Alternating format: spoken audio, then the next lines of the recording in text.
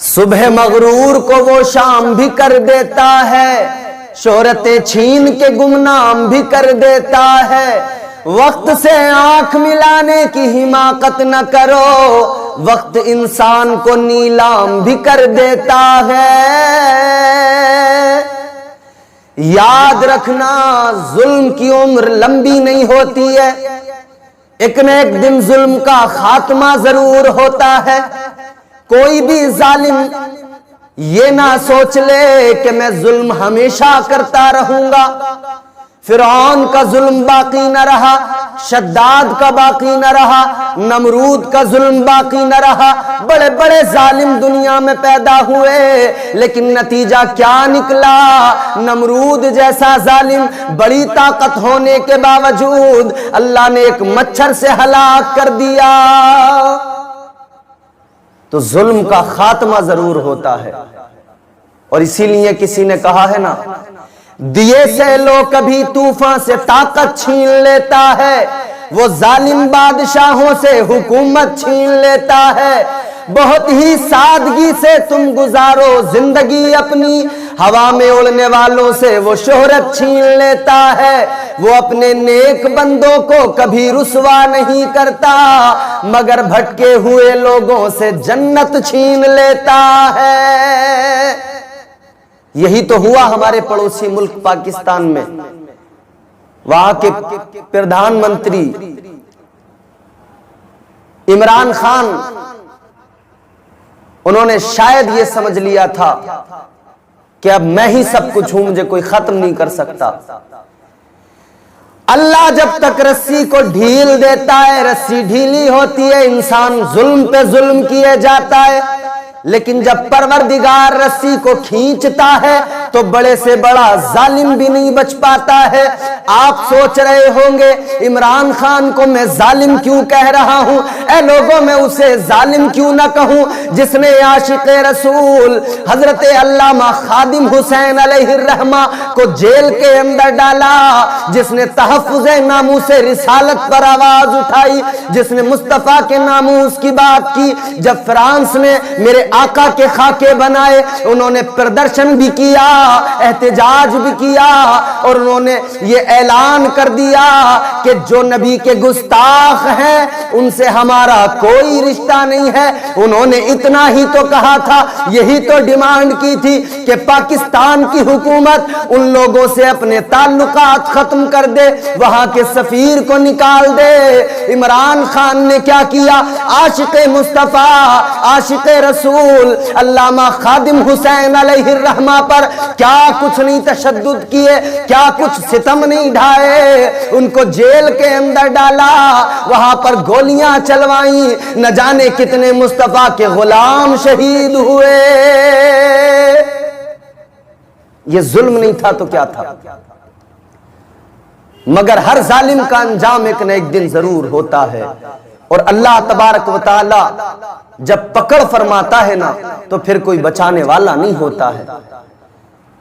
وہ ملک جہاں پر راج چلتا تھا، اقتدار تھا، کرسی تھی، کیا ہوا؟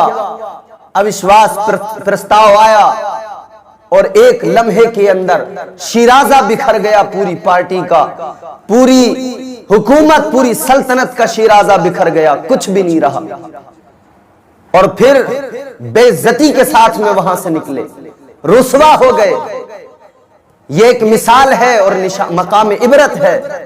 ایک عمران خان مقام عبرت بنا دیا اللہ نے۔ نہ جانے کتنے لوگ ایسے ظلم و ستم کرنے کے لیے آئے، مگر ظلم کی آندھی ایک نہ ایک دن ضرور رک جاتی ہے، اور جو مصطفیٰ کے غلام ہوتے ہیں وہ ظلم کی آندھی سے گھبراتے نہیں ہیں، بلکہ آندھیوں میں چراغ جلانا یہ مصطفیٰ کے غلاموں کا شیوا ہوا کرتا ہے۔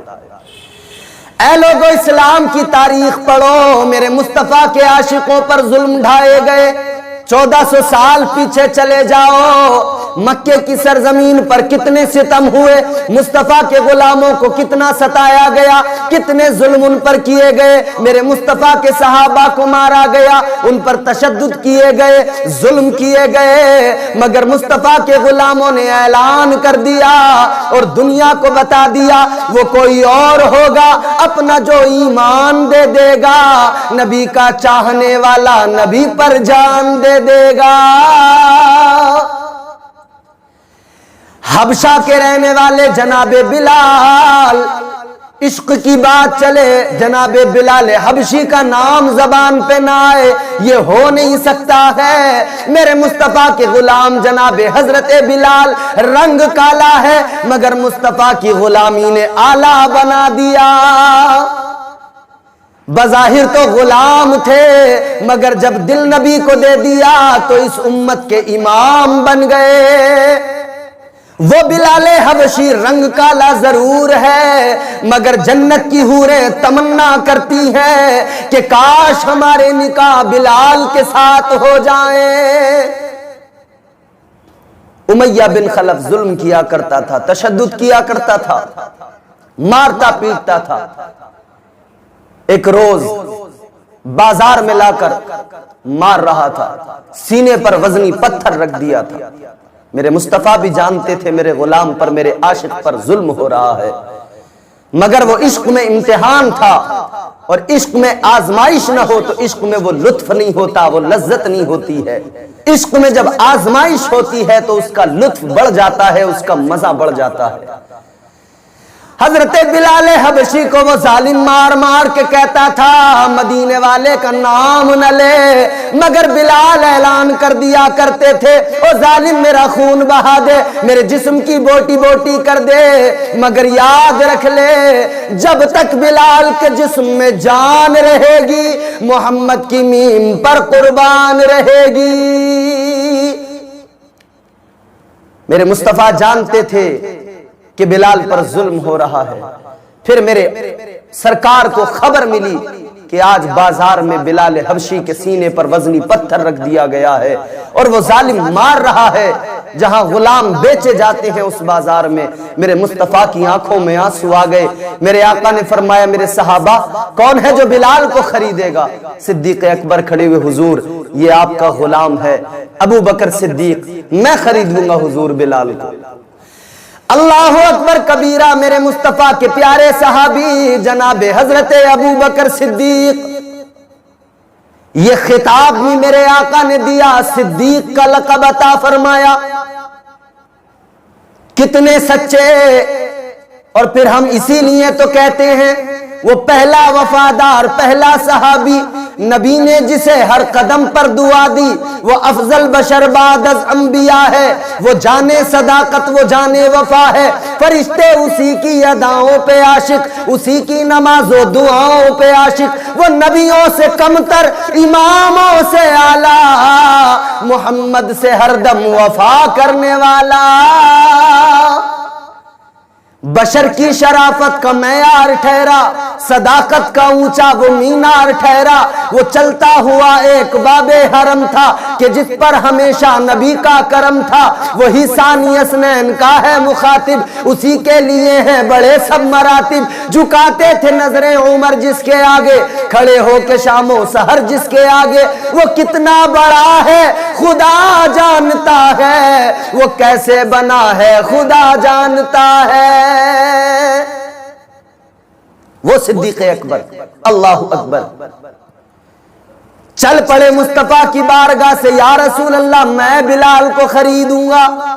پہنچ گئے بازار کے اندر، جا کر دیکھا آنکھوں میں آنسو آ گئے، بلال حبشی کے سینے پر وزنی پتھر رکھا ہوا ہے، اللہ اکبر کبیرہ، اور پتھر رکھنے کے ساتھ ساتھ وہ مار رہا ہے، اللہ اکبر کبیرہ۔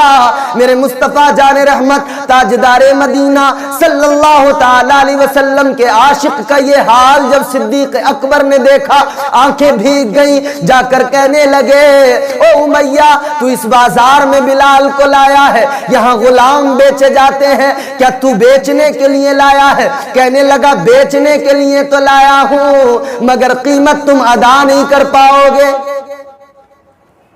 حضرت بلال حبشی کی قیمت دیکھیں، آج عشق کے نام پر قیمت لگ رہی ہے۔ وہ بلال جن کی کوئی قیمت نہ تھی، مگر مصطفیٰ کے عشق نے قیمت کتنی بڑھائی۔ امیہ بن خلف نے سوچا مجھے بیچنا تو ہے نہیں، مجھے تو بس ظلم کرنا ہے، مجھے تو صرف تشدد کرنا ہے تاکہ اور لوگ محمد عربی کا کلمہ نہ پڑھیں اور کسی غلام کی جرت نہ ہو سکے کہ وہ مصطفیٰ کریم کا کلمہ پڑھ لے۔ اس لیے وہ تو صرف تشدد کے لیے اور مارنے کے لیے لے کر آیا تھا، مگر جب صدیق اکبر نے کہا میں خریدوں گا تو اس نے کہا کہ میں قیمت اتنی زیادہ بتاؤں، سوچا کہ اتنی قیمت بتا دوں کہ یہ خرید نہ پائیں۔ اللہ اکبر۔ حضرت ابو بکر صدیق نے فرمایا قیمت بتا۔ وہ کہنے لگا ابو بکر قیمت ہے 1000 درہم میں بیچوں گا۔ حضرت ابو بکر صدیق نے اتنا سنا، اے لوگوں جو بازار میں لوگ کھڑے تھے وہ بھی دیکھ رہے تھے کہ بلال کی قیمت اتنی زیادہ بتائی، اتنی زیادہ قیمت کا تو یہ غلام نہیں ہے، مگر صدیق اکبر نے کچھ نہیں کہا، 1000 درہم کی تھیلی نکالی اور امیہ کے سامنے بڑھا دی، فرمانے لگے لے 1000 درہم پکڑ لے اور بلال کو میرے حوالے کر دے۔ سودا عشق میں ہو رہا تھا۔ اللہ اکبر کبیرہ۔ پھر اسی لیے تو کسی عاشق نے تڑپ کر کہا جب تک بکے نہ تھے تو کوئی پوچھتا نہ تھا، جب تک بکے نہ تھے تو کوئی پوچھتا نہ تھا، تم نے خرید کر مجھے انمول کر دیا۔ 1000 درہم کی تھیلی دی۔ امیہ بن خلف نے سوچا رے انہوں نے تو 1000 درہم دے دیے، کیا کروں، کیسے مکروں اپنی زبان سے، بیچنے تو لایا نہیں تھا۔ اس نے کہا نہیں اے صدیق اکبر، اے ابو بکر سنو، میرا ارادہ بدل گیا ہے، اب قیمت 1000 نہیں بلکہ 2000 درہم ہوگی۔ اللہ اکبر۔ جب لوگوں نے اتنا سنا تو حیران ہو گئے، کہنے لگے امیہ تو اپنی زبان سے مکر رہا ہے؟ کہا ہاں، اب اس کی قیمت 2000 درہم۔ حضرت صدیق اکبر رضی اللہ تعالیٰ عنہ نے 1000 درہم کی تھیلی اور نکالی، امیہ کے آگے بڑھا کر کہا لے 2000 ہو گئے، اب بلال کو میرے حوالے کر دے۔ یہ تو حیران ہو گیا کہ 2000 میں بھی خریدنے کو تیار ہے۔ اس نے کہا ابھی بھی نہیں سودا ہوگا، اس کے بدلے مجھے اور بھی کچھ چاہیے۔ حضرت بلال حبشی کی قیمت لگائی جا رہی ہے۔ حضرت صدیق اکبر نے کہا چل ٹھیک ہے قیمت بتا، قیمت پھر بڑھا دی۔ آخرکار جو قیمت اس نے مقرر کی، آخری قیمت پر حضرت صدیق اکبر نے خریدا، اور جب خرید کے حضرت بلال کو لے کر چلے ہیں تو امیہ بن خلف کہنے لگا اے ابو بکر صدیق ہم تو تمہیں بڑا سمجھدار سمجھتے تھے، تمہیں بڑا ذی شعور تاجر سمجھتے تھے، مگر تم تو نقصان کا سودا کر بیٹھے، جس کی قیمت کوڑیوں میں تھی تم نے اسے اتنی بڑی قیمت پر خرید لیا بلال کو، تم تو نقصان کر گئے اپنا، تمہیں نقصان ہو گیا، نقصان اٹھا لیا، تم عقل مند تاجر نہیں ہو، تم جو ہے ذی شعور تاجر نہیں ہو۔ حضرت ابو بکر صدیق نے فرمایا تھا نادان بے وقوف تو کیا جانے میں نے کون سا سودا کیا ہے، ارے او نادان تو سمجھتا ہے دنیا کی دولت تجھے دے کر بلال کو خریدا ہے تو میں نے اپنا نقصان کر لیا، میں نے اپنا گھاٹا کر لیا۔